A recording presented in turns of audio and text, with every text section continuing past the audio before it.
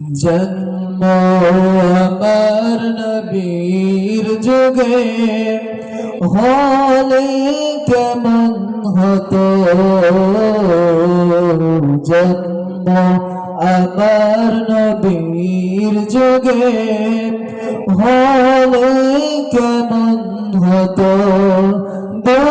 দুনয়নের রাসূল পাক দেখিলে কেমন হতো। দুনয়নের রাসূল পাক দেখিলে কেমন হতো।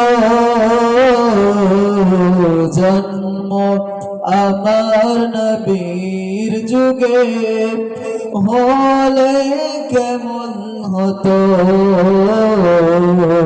জন্ম আমার নবীর যুগে হলে কেমন হতো। আস্ত ভেসে হজরতে বেলালের মধুর জান।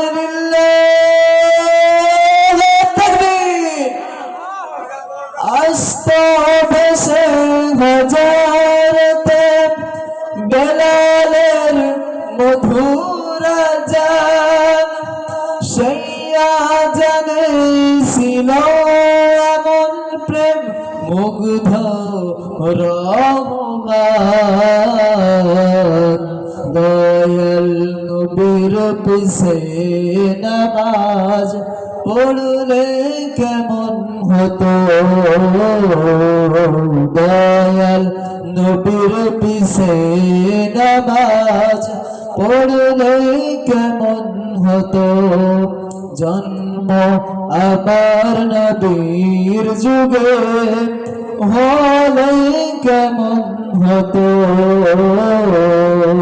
জন্ম আমার নবীর যুগে হলে কেমন হতো। দিনীগত আলোচনায় থাকতাম আমি অধম।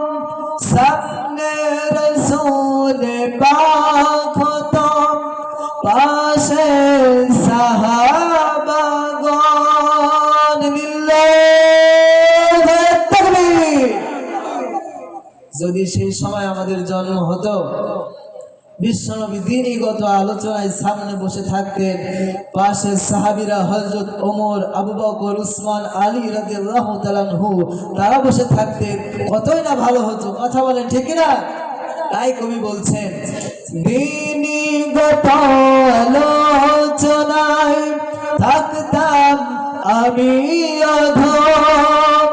সামনে রাসূল পাক হতাম, পাশে সাহাবাগণ।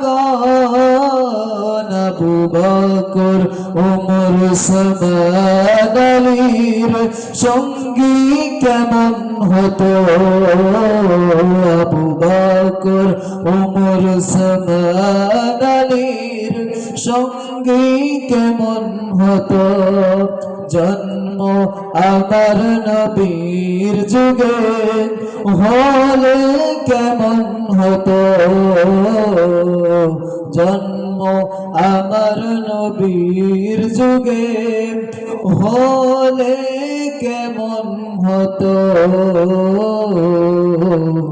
জন্ম আমার নবীর যুগে হলে ভালো হতো।